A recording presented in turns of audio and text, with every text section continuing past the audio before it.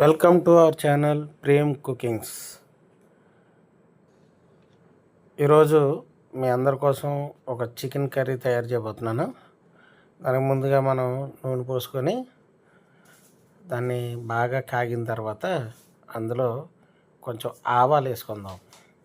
ఈరోజు కొంచెం డిఫరెంట్గా చేద్దామని అనుకున్నాను. సో దానికోసమని ఇలా చేస్తున్నాను అనమాట. ఆవాలు వేసుకుందాం. ఇది నాకు చాలా ఇష్టం అనమాట, ఆవాలు వేసిన దాంట్లో. అలాగే దాంట్లో కొంచెం చిన్నగా తరుక్కున్న ఒక పెద్ద సైజు ఉల్లిపాయలు, 2 ఉల్లిపాయలు ముక్కలు వేసుకున్నాం.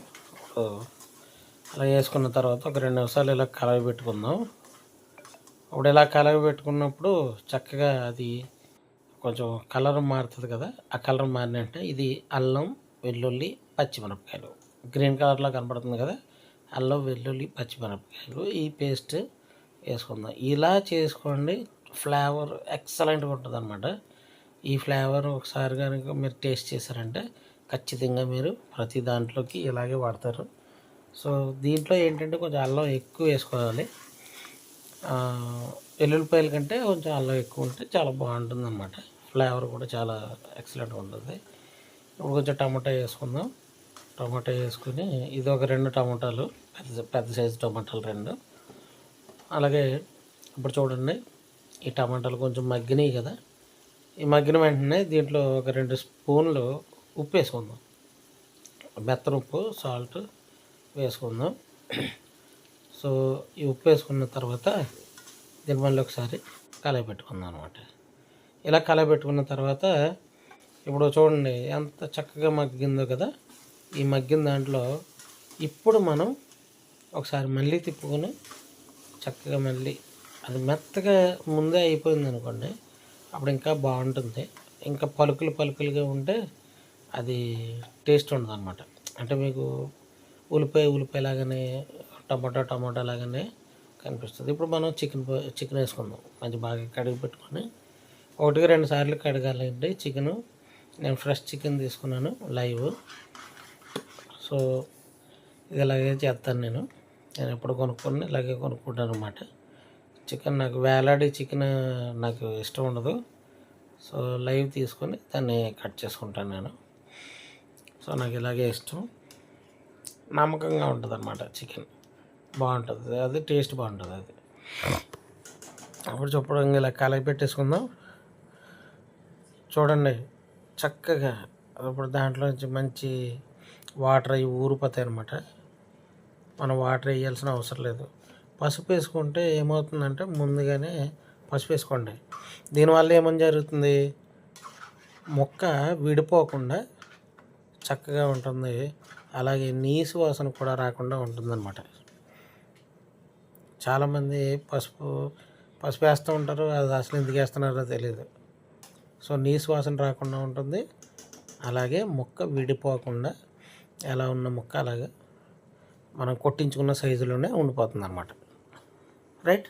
ఇప్పుడు ఇదంతా రెడీ అయిన తర్వాత ఇప్పుడు మళ్ళీ ఇది నాకు చిన్న స్పూన్, ఇది దీంతో నేను ఒక 5 స్పూన్లు కారం వేసుకుంటున్నాను. అంటే పెద్ద స్పూన్ అయితే 2 స్పూన్లున్నర వేసుకుంటే సరిపోతుంది అనమాట. సో ఇప్పుడు కూడా దీన్ని చక్కగా కలబెట్టేసుకుందాం. నీళ్ళు పోయకుండానే కలబెట్టుకుందాం, ఎందుకంటే మళ్ళీ చికెన్లో వాటర్ ఉంటుంది కదా, దాంతో చక్కగా మగ్గాలి. చూడండి ఎంత బాగా మగ్గిందో. ఇలా మగ్గాలన్నమాట. ఇలా మగ్గితే ఏమవుతుందంటే టేస్ట్ బయటికి పోదు. చక్కగా అలాగే ముక్కల్లో కారంలో మగ్గిన తర్వాత మంచి మసాలా అన్నీ ముక్కలన్నీ చక్కగా పట్టుకుంటాయి. చాలామందికి బాయిలర్ ఇష్టం ఉండదు. మా సైడ్ మేము ఈస్ట్ గోదావరిలో ఉంటాం. మాకు ఎక్కువ ఫార్మ్ కోళ్ళు అనేవి దొరుకుతూ ఉంటాయి. అదే ఎక్కువ ఇంట్రెస్ట్గా తింటారు చాలామంది. బాయిలర్ తక్కువ మంది తింటారు. సో ఈ బాయిలర్ని ఈ విధంగా వండుకుంటే చాలా బాగుంటుంది అనమాట. ఓకే. ఇప్పుడు చూడండి చక్కగా కలయి పెట్టేసుకొని అలాగే ఇప్పుడు మళ్ళీ దీన్ని ఏం చేద్దాం, కాసేపు అలాగా వెయిట్ చేద్దాం. ఒక 2 నిమిషాలు ఉన్న తర్వాత ఒక గ్లాసుడు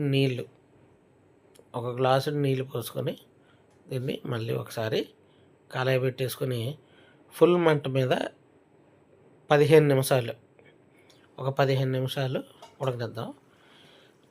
అలా ఉడికిన తర్వాత 15 నిమిషాలు ఉడికిన తర్వాత చూడండి ఆయిల్ అలా పక్కకు వచ్చేసింది కదా. ఇప్పుడు మళ్ళీ ఒకసారి తీసుకుని మళ్ళీ కలయి పెట్టుకుందాం. ఇప్పుడు కలయి పెట్టుకున్న తర్వాత చూడండి ఇంకా నీళ్ళు చికెన్లో నీళ్ళు ఊరిని ఈ నీళ్ళు ఊరిని ఇంకా బాగా ఎక్కువ ఉడుకుతుంది అనమాట. అలా ఉడకటం వల్ల ముక్కలోకి కావాల్సిన సారం చాలా బాగా ఉప్పు కారం అన్నీ చక్కగా ముక్కను పట్టుకుని ఆ ముక్క ఏది పట్టుకున్నా కూడా టేస్ట్ పడుతుంది. చూడండి ఇలా గుజ్జు గుజ్జుగా ఉండాలన్నమాట చికెన్. మనం మరీ డ్రై అయిపోయినా మన చికెన్ రైస్లో తినలేము, అలాగని మరీ పులుసుగా ఉన్నా కూడా మనం తినలేము అనమాట. కాబట్టి ఇది ఒక మీడియం గుజ్జులోకి వచ్చిన తర్వాత వేసుకుందాం. అప్పటి వరకు అలా వెయిట్ చేద్దాం. ఇప్పుడు చూడండి కొంచెం ధనియాల పొడి నేను వేస్తున్నాను అనమాట.